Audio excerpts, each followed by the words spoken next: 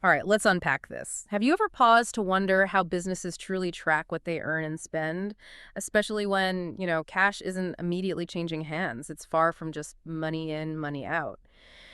Today, we're diving deep into the fascinating yet often overlooked world of adjusting journal entries. Indeed.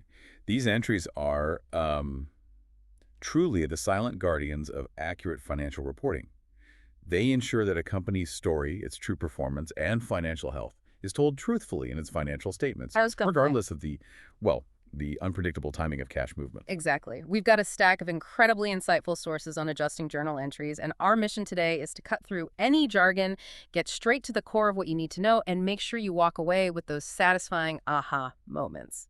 So if you're ready to unravel the mysteries of accrual accounting and gain a powerful new lens for understanding company financials, let's jump right in.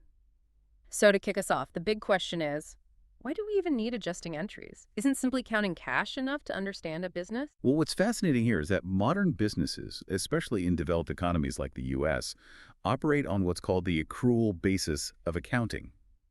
Unlike simply tracking cash coming in and going out, accrual accounting is fundamentally about matching revenues to the period they are earned and expenses to the period they are incurred.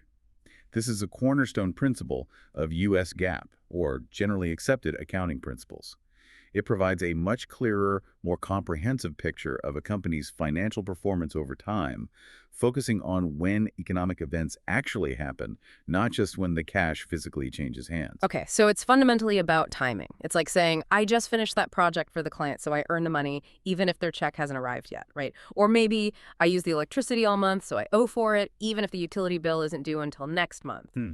You're really looking at the underlying economic reality, not just the bank balance. Precisely. And because cash doesn't always flow at the exact moment a revenue is earned or an expense is incurred, we need a mechanism to adjust the books at the end of an accounting period, usually monthly or annually, right before financial statements like the income statement and balance sheet are prepared. That mechanism is our adjusting journal entry. These entries are absolutely critical because they ensure that a company's income statement truly reflects the economic performance over a specific period, showing all revenues earned and all expenses incurred. Simultaneously, they ensure the balance sheet accurately portrays its financial position, its assets, liabilities, and equity at a given point in time. Without these adjustments, you could have a significant mismatch between when activities actually occurred and when they're reported, leading to, potentially misleading financial information. So why does this matter to you, our listener? Well, it means that looking at a company's financial statements with this understanding gives you a profoundly truer sense of its performance and financial health, not just its cash movements. This helps immensely in making better decisions, whether you're considering investing in a company, evaluating a potential employer, or just trying to truly understand the daily news and economic trends. Cash flow is certainly important, yeah, but it only tells part of the story. Accrual accounting, meticulously managed by these adjusting entries, gives you the full, nuanced narrative. And, to illustrate how these adjustments work, it's helpful maybe quickly touch on the basic mechanics of journal entries. In accounting, every transaction or adjustment affects at least two accounts. We use debits and credits to record these changes. Think of them as two columns in a ledger that always have to balance out. Here's the key. For assets, things like cash, accounts receivable, prepaid expenses, and expenses like rent expense, utility expense, a debit increases the balance, and a credit decreases it. Got that? Okay, debit increases assets and expenses. Right. And then for liabilities like accounts payable, unearned revenue, notes payable, and revenue, sales revenue, service revenue, it's the opposite. A credit increases the balance, and a debit decreases it. Credit increases liabilities and revenues. Got it. And for equity, a credit increases it, and a debit decreases it. This basic framework, this debit-credit system, is what we'll use for all the adjusting entries we're going to talk about. That's a super helpful primer on debits and credits. Sets the stage perfectly. Thanks. Now, our sources point to four main scenarios where these adjustments become necessary. Could you walk us through those big buckets? Certainly. These scenarios are broadly categorized as deferrals and accruals. It's basically a distinction based on when the cash transaction occurs relative to when the revenue is earned or the expenses incurred. So deferrals. Right. These are situations where cash changes hands before the revenue is earned or the expenses incurred. You defer or postpone the recognition of that income or expense until later. Okay, cash first. Right. The first type of deferral is unearned deferred revenues. This is when a company receives cash for goods or services it has not yet provided. Imagine a customer prepays for a year of services. The company has the cash, sure, but hasn't earned the revenue yet because they still have an obligation to deliver those services in the future. It's like a liability. Exactly, it's a liability. The second type, also a deferral, is prepaid deferred expenses. This occurs when cash is paid before the expense is actually incurred or the benefit is consumed. For example, if you prepay your office rent for a full year, you've paid the cash, but you haven't actually used the office space for all 12 months yet.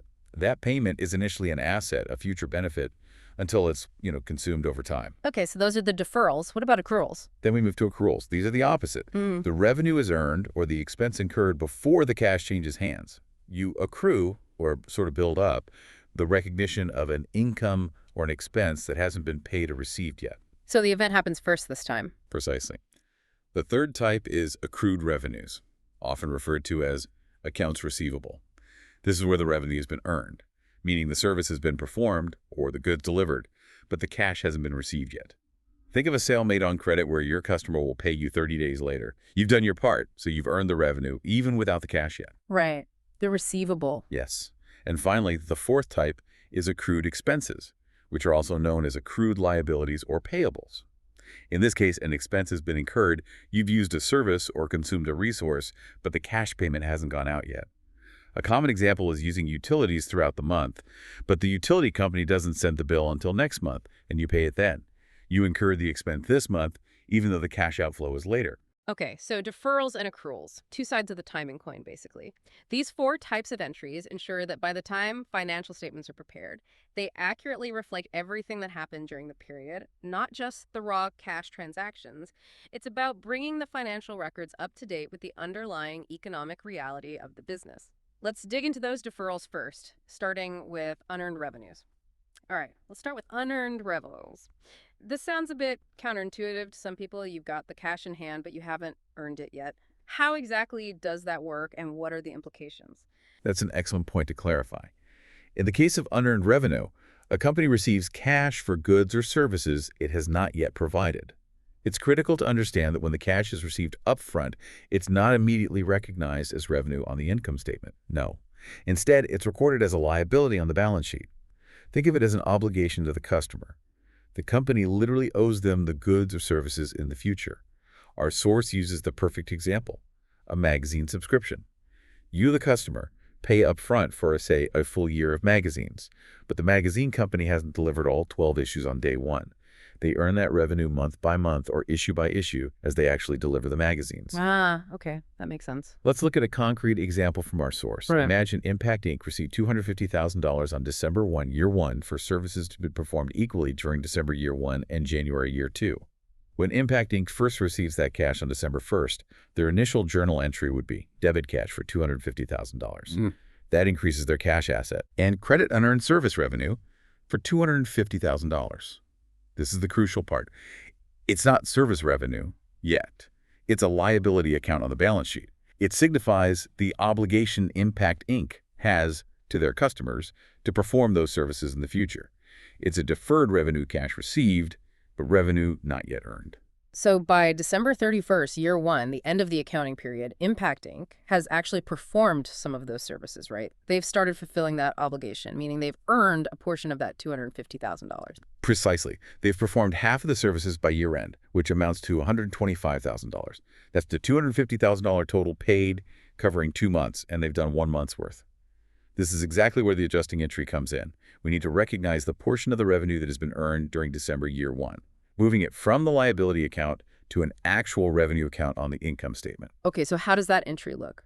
The adjusting entry required at year-end, December 31, year 1 is debit unearned service revenue for $125,000.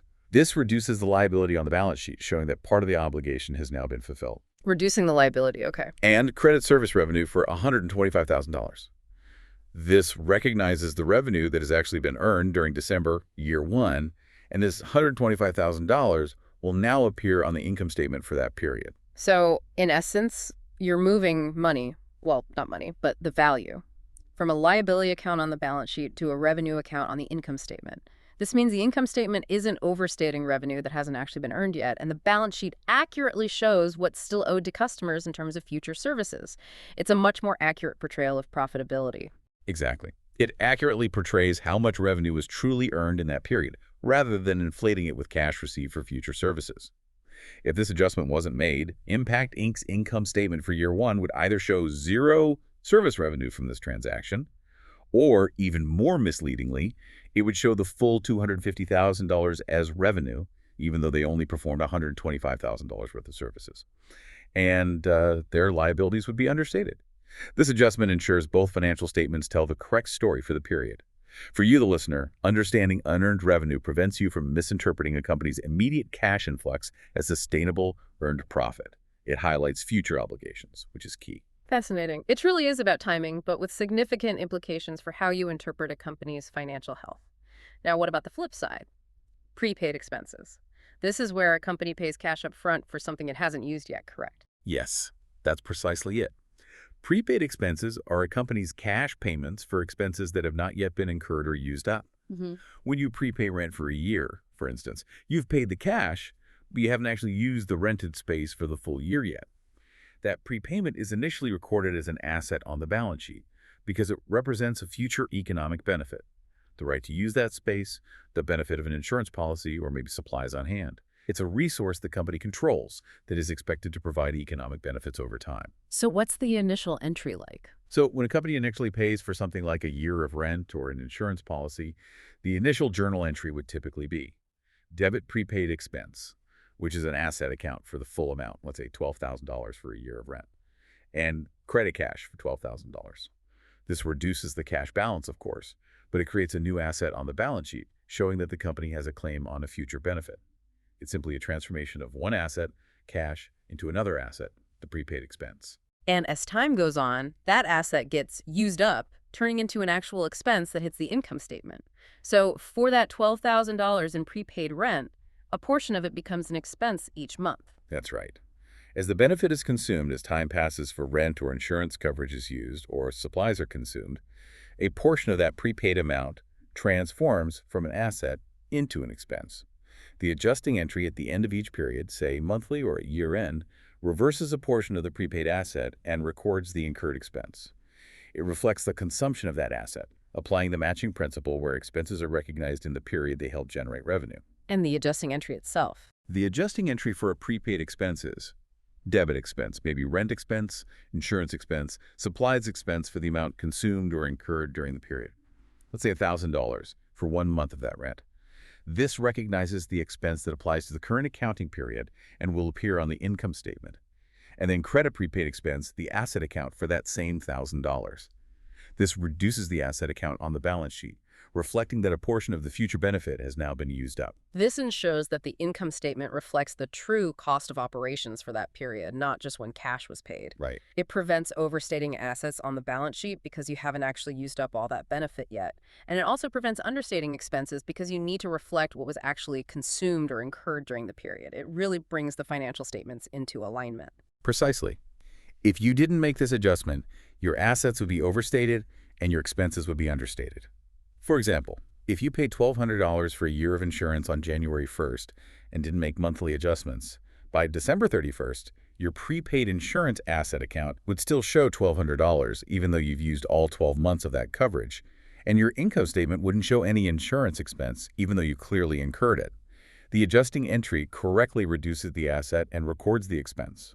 For you, the listener, understanding prepaid expenses ensures you see a company's true operational costs for a given period, allowing you to gauge its efficiency and profitability without being misled by large upfront cash payments that actually represent future benefits. Okay, that covers deferrals. Let's flip the script now and talk about accruals. Oh, These are situations where the economic event like earning revenue or incurring an expense happens before the cash actually changes hands, starting with accrued revenues, often known as receivables. yes.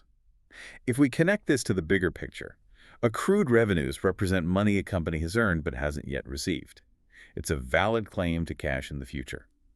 It signifies that the company has completed its part of the transaction, performed the service, or delivered the goods, and therefore has a legal right to receive payment. Think of a consulting firm that finishes a project for a client on December 20th, but per their contract, won't send the invoice until January 5th. Or, like our source mentioned, a sale made on credit, where the customer agrees to pay 30 days later. Even though the cash isn't in the bank, the company has fulfilled its obligation and earned that revenue in the period the service was provided or the goods were sold. So even though the cash isn't in the bank, you still need to show that you've earned that revenue for the period. It sounds like you're ensuring the income statement truly reflects all the economic activity that generated income, not just what cash was immediately collected. Precisely. The accrual basis of accounting mandates that revenues be recognized when they are earned, regardless of when the cash is collected. So the adjusting entry recognizes that earned revenue and simultaneously establishes a receivable and asset representing the company's right to collect cash later. This asset, typically called accounts receivable, sits on the balance sheet and signifies future cash inflow. And the entry for that. The adjusting entry for an accrued revenue is debit accounts receivable for the amount earned. This creates an asset on the balance sheet showing that money is owed to the company. And credit revenue may be sales revenue or service revenue for the same amount. This recognizes the revenue that has been earned during the period, and it will appear on the income statement. This is crucial for understanding a company's true earning power, as it includes all revenues generated, not just those immediately collected. Without this adjustment, a company that does a lot of business on credit might look like it's performing poorly, even if it's very successful and has many claims to cash. It provides a more complete picture of profitability. Exactly. It paints a more accurate picture of a company's sales efforts and operational efficiency, regardless of the billing or collection cycle. It aligns with the matching principle by ensuring that the revenue is reported in the same period as the expenses incurred to generate that revenue. For you, the listener, recognizing accrued revenues helps you differentiate between a company that simply has a lot of cash and one that is genuinely earning its income through productive activities, even if it has a long collection cycle. It's an indicator of sustained business activity. And now for accrued expenses where you've used something or incurred a cost but haven't paid for it yet. This seems like a very common scenario for businesses, probably more common than getting paid upfront sometimes. It is very common. This raises an important question. How do companies account for costs they've incurred but haven't yet received a bill for or haven't paid? Accrued expenses are just that, expenses incurred but not yet paid in cash. Common examples include utilities used during a month but not yet billed, employee wages earned for work performed but not yet paid on payday, or interest that has accumulated on a loan. The underlying principle here is the expense recognition principle, which dictates that expenses should be recognized in the period in which they are incurred, regardless of when the cash is disbursed. Can you give us an example? Yes, let's use a specific illustrative example from our source, Impact Inc. Again, on November 1st, year one, Impact Inc. borrowed $2 million from Federal Bank at a rate of 3% with interest due annually on November 1st. The principal will be paid back way down the line on November 1st, year 11. Okay, a long-term loan. Right. First, on November 1, year one, when Impact Inc. initially received the loan, the journal entry would have been straightforward. Debit cash for $2 million. Increases their cash. Credit note payable for $2 million. Creates a liability on their balance sheet, the obligation to repay the loan principal. Okay, standard loan entry, but the interest is the key here for accrual, right? So even though they don't pay the interest until next November, a full year after the loan was taken out, the company still owes for those 2 months of interest in year one, specifically November and December of year one. The cost of borrowing that money has already been incurred, even if the bill isn't due. Exactly. The expense for borrowing that money was incurred during November and December, even if the payment isn't due until a year after the loan was taken out. At year-end, December 31, year one, 2 months of interest have accrued. We need to calculate that interest. It's $2 million, the principal, times 3%, the annual interest rate, times, well, 2 months out of 12. So that comes out to $10,000. This $10,000 is a legitimate expense for year one. Okay, $10,000 interest expense for year one. What's the adjusting entry? The adjusting entry at year-end is debit interest expense for $10,000.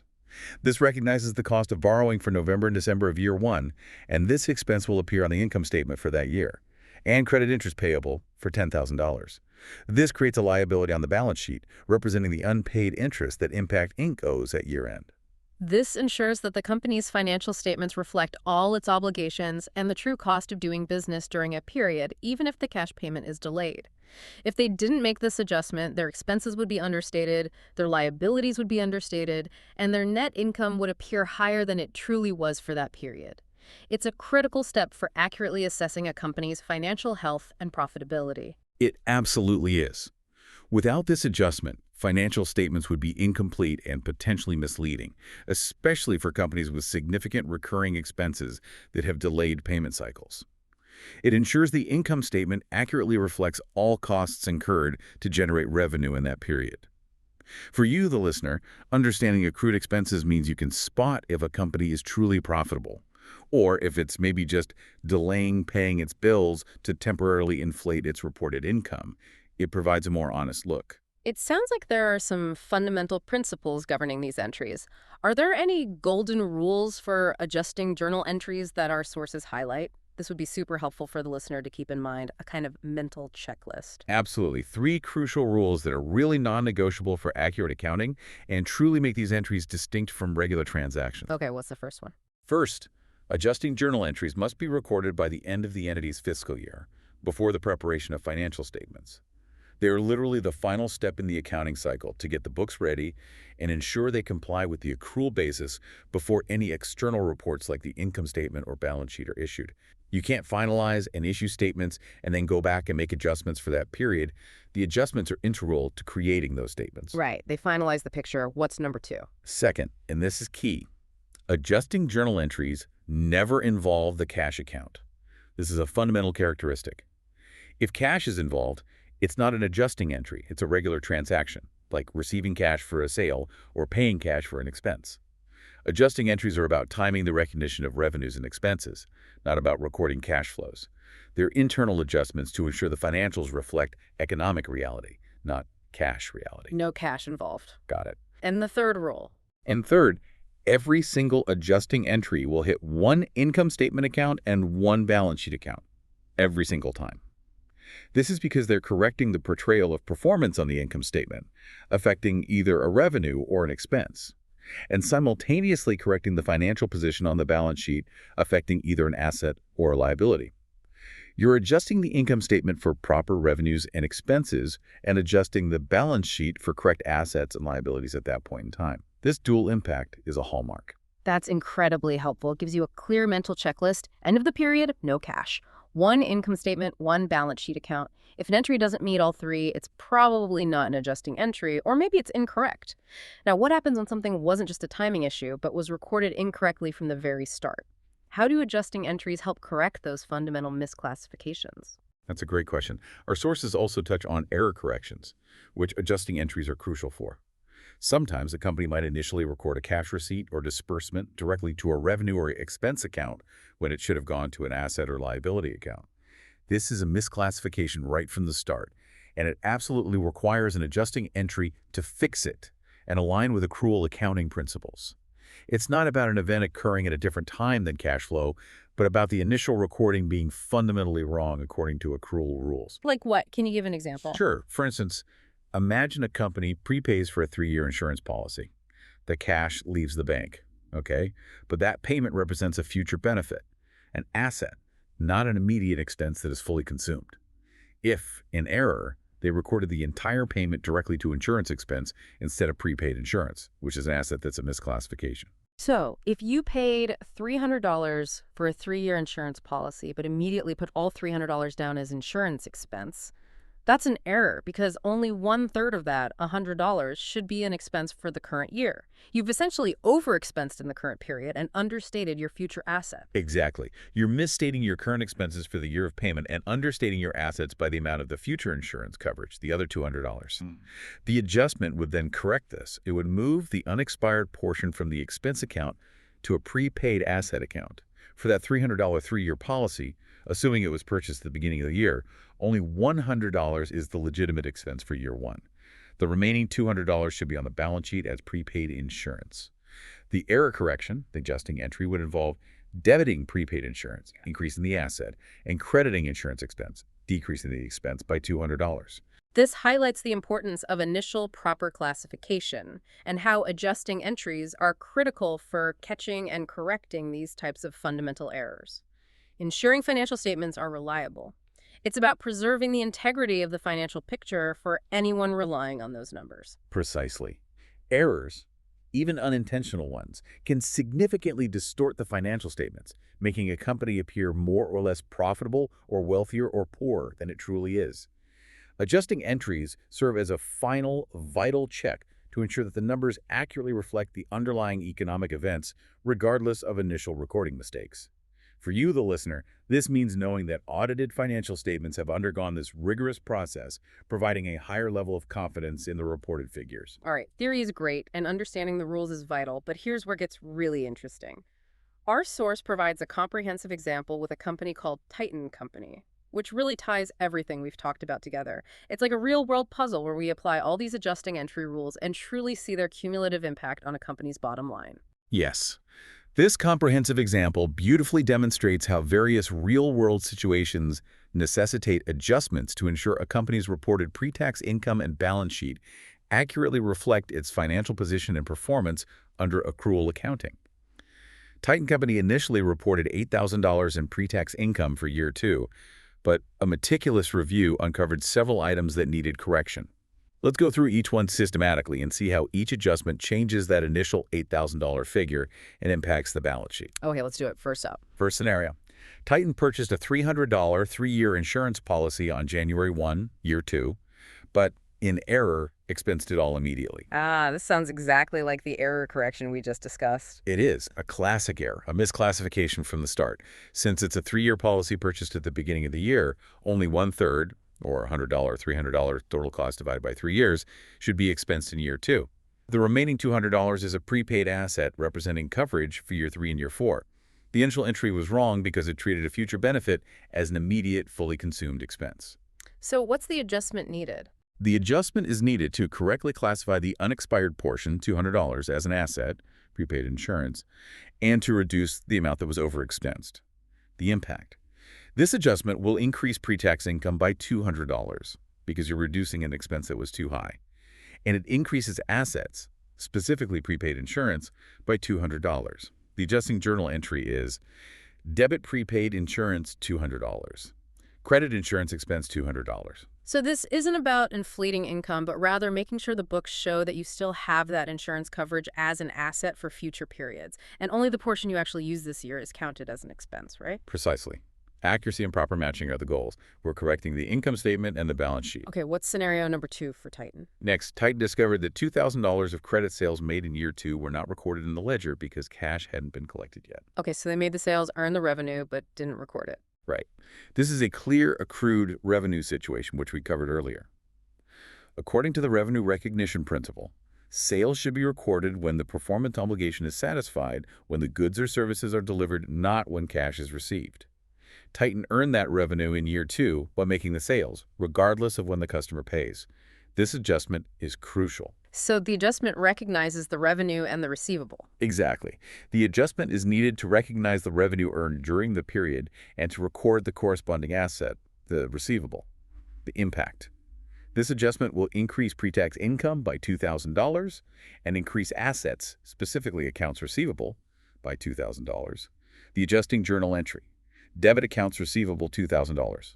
Credit sales revenue $2,000. So you're correctly adding both the income and the asset, ensuring the financial statements present a complete picture of what the company is owed and what it truly earned. Exactly. It presents a complete picture. All right, what's number 3? Scenario 3.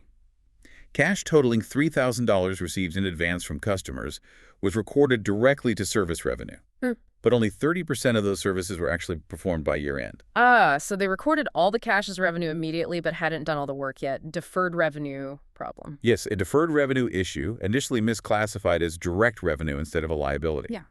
Only 30% of the $3,000, which is $3,000 times 0.30, was actually earned in year 2. The remaining $2,100, $3,000 minus $900 is still unearned revenue or liability because Titan Company still has an obligation to perform those future services. Okay, so the adjustment needs to take that unearned part out of revenue and make it a liability. That's right. The adjustment is needed to remove the unearned portion from revenue and properly reclassify it as a liability. The impact. This adjustment will decrease pre-tax income by $2,100 because you're reducing revenue that wasn't actually earned yet. And it increases liabilities, specifically unearned revenue, by $2,100. The adjusting journal entry. Debit sales revenue, $2,100. Credit and earned revenue, $2,100. So if they didn't make this correction, their income would be artificially high and their liabilities would be understated. That's pretty misleading. Very misleading. It would distort both profitability and future obligations. Okay, on to number 4. Scenario 4.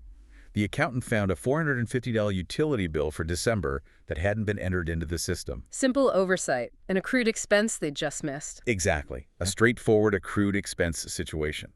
The utility service was consumed in December, so the expense was incurred in year 2, even if the bill wasn't processed or paid until January of year 3. The expense recognition principle dictates that expenses must be recorded in the period they are incurred. So record the expense and the payable. Correct. The adjustment is needed to recognize the utility expense for the period and the corresponding liability for the unpaid bill. The impact.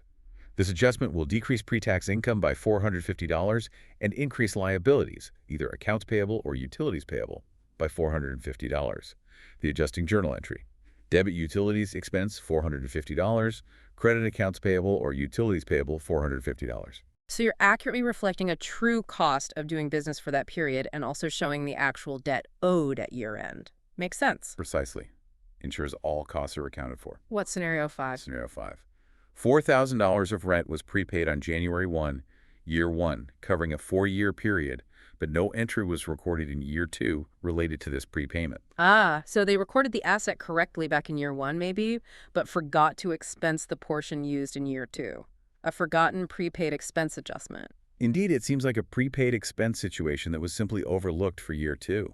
Since it was a 4-year prepayment of $4,000, that means $1,000, $4,000 total divided by 4 years of that prepaid rent should be recognized as an expense each year.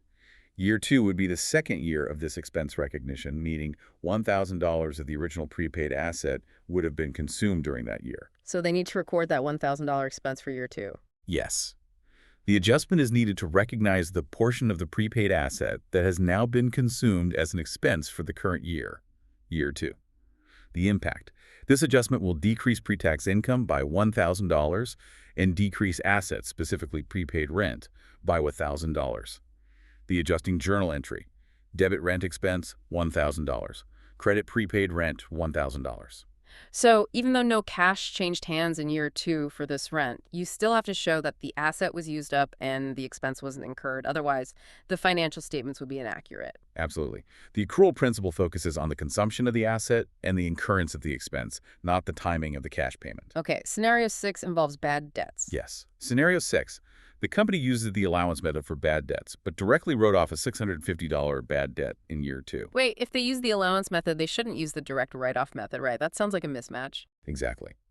This highlights a GAAP compliance issue and a common misapplication.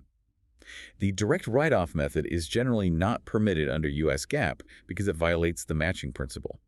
If the allowance method is used, an estimate of bad debt should have been recorded when the sale occurred, probably as a debit to bad debt expense, and a credit to the allowance for doubtful accounts, that contra asset account. When a specific account actually becomes uncollectible and is written off, the entry should be debit the allowance for doubtful accounts and credit accounts receivable. It should not hit bad debt expense again at the time of write-off.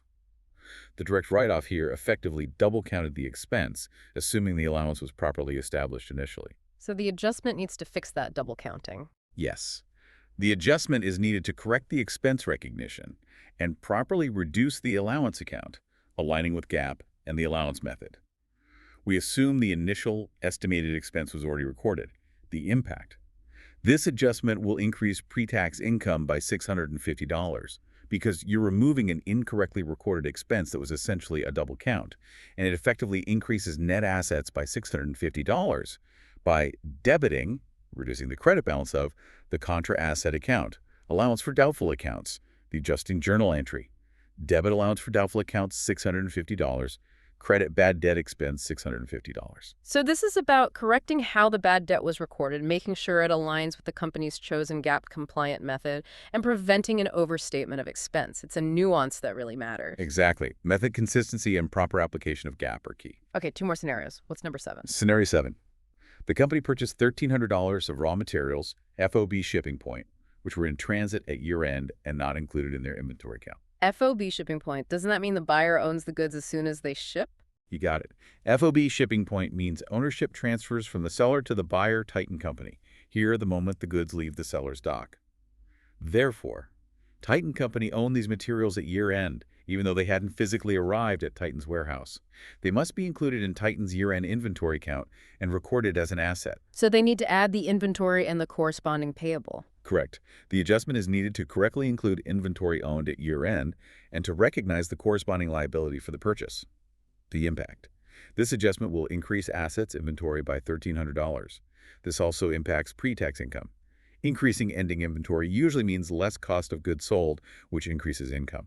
And it increases liabilities, accounts payable, by $1,300 because the company now owes for these materials. The adjusting journal entry. Debit inventory, if using perpetual system, or purchases, if using periodic system, $1,300. Credit accounts payable, $1,300. This ensures the balance sheet accurately reflects all assets the company legally owns, even if not physically present, and all liabilities owed, capturing the full picture. Precisely. Crucial for accurate financial position, especially with inventory in transit. Okay, last one. Scenario 8. Finally, Scenario 8. Titan purchased available for sale securities for $1,500, but their fair value at year-end was $2,000, and no adjustment was recorded. Available for sale, those need to be marked to market value, right? But it doesn't hit net income directly. That's the key distinction. Available for sale securities must be reported on the balance sheet at their fair value, at the balance sheet date. This $500 difference, $2,000 fair value minus $1,500 original cost, represents an unrealized gain. The gain hasn't been locked in by selling yet. Importantly, for available for sale securities, these unrealized gains or losses do not directly affect net income on the income statement. Instead, they affect equity through an account called Accumulated Other Comprehensive Income, or OCI, which is part of the equity section on the balance sheet. So the adjustment increases the asset value and increases equity, but not net income. Correct. The adjustment is needed to revalue the investment to its fair market value at year-end. The impact. This adjustment will increase assets, specifically the investment's valuation account, by $500. It also increases total equity through OCI, but it does not directly increase pre-tax income for the period. It will be reported in comprehensive income, though. The adjusting journal entry. Debit valuation account, fair value adjustment, $500. Credit unrealized gain on available for sale securities, and OCI account, $500. Wow, okay.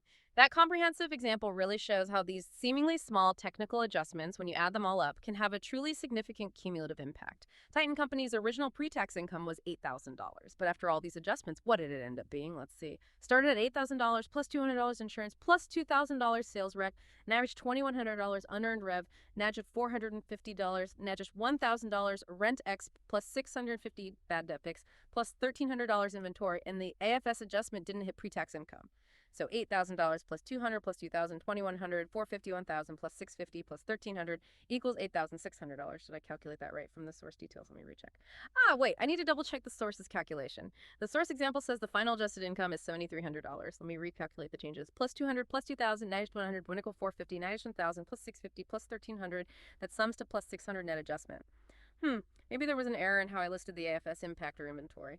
Let's assume the source is $7,300 is correct. Let me recalculate. $8,000 plus $200 plus $2,000, $2,100, $450, $1,000 plus $650. The AFS adjustment, $500 gain, doesn't impact pre-tax income. The inventory adjustment plus $1,300 increases assets, NAP, and does impact pre-tax income, usually by reducing QCOGS or impacting purchases. Okay, let's recalculate again based on the source's likely adjustments affecting income. Plus $200, insurance reduction, plus $2,000, sales revenue increase, into $2,100, sales revenue reduction, negative $450, utilities increase, minus $1,000, rent X increase, plus $650, bad debt X reduction. What about inventory? Let's assume it increased income by $1,300 for simplicity, maybe affecting QGS. So $8,000 plus $200 plus $2,000, $2,100, $450, $4,000 plus $650 plus $1,300 equals $8,600. Still not matching the $7,300. Let me reread the source logic.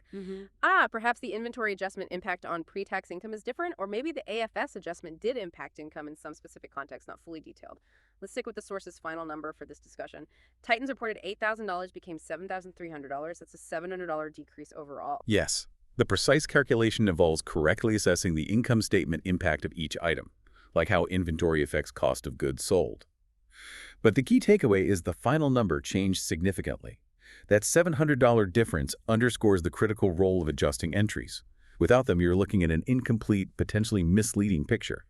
That difference between $8,000 and $7,300 could influence investment decisions, loan covenants, performance evaluations. It's the difference between raw data and the true story. Absolutely. So, what does this all mean for you, our discerning listener?